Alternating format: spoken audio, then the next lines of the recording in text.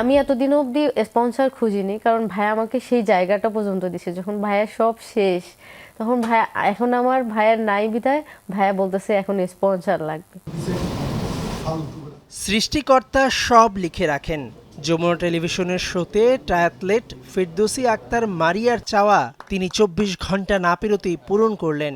সেপ্টেম্বরে ফ্রান্সের প্যারিসে কম্পিটিশনে যাওয়া হচ্ছে তার।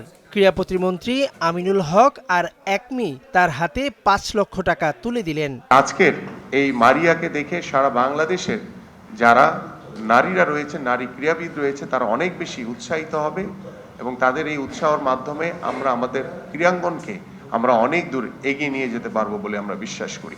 রংপুরের এই আয়রন লেডির জীবনটা দারিদ্র্য আর সংগ্রামের।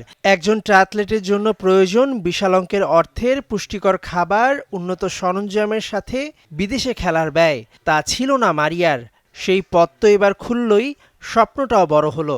আমার একটা হতাশা কাজ করছিল, তো আমি থ্যাংক ইউ দিব যমুনা টেলিভিশনকে। তারা আমাকে ইনভাইট করছিল, আমি সেখানে গিয়ে আমার মনের যে কথাগুলো, আমার যে চাওয়া পাওয়ার একটা কথা ছিল, আমি সেগুলো বলছি। তাদের মাধ্যমে আসলে আমাদের মাননীয় প্রধানমন্ত্রী এবং ক্রীড়া প্রতিমন্ত্রী আমিনুল হক স্যার সেটা দেখে এবং একদিনের মধ্যে তারা কুইক ডিসিশন নেয় এবং আমার পাশে দাঁড়ায়। এটা আমার জন্য সবথেকে বড় পাওয়া। ফ্রান্সে যাব 2026 সালে সেপ্টেম্বর মাসে।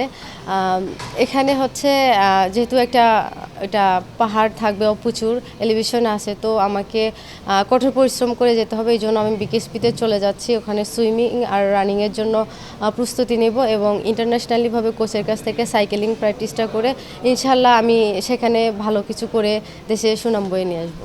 আগামীতে মারিয়ার ভালো করার সকল খরচ বহন করার ঘোষণা দিল একমি। এইরকম একজন উদীয়মান নক্ষত্রকে স্পন্সর করার সুযোগ দেওয়ার জন্য আমি মন্ত্রী মহোদয়কে আমার আন্তরিক এবং কোম্পানির পক্ষ থেকে অনেক ধন্যবাদ জ্ঞাপন করছি। তার সমস্ত খরচ, সমস্ত কিছুই একমি অবশ্যই দেখাশোনা করবে। বিকেএসপির ছাত্রী মারিয়ার পাশে থাকবেন বিকেএসপির মহাপরিচালক। অর্থকষ্টে থাকা প্রতিটি মেধাবী ক্রীড়াবিদদের পাশে থাকার ঘোষণা বর্তমান সরকারের। মেহেদী নাইম, যমুনা স্পোর্টস, ঢাকা।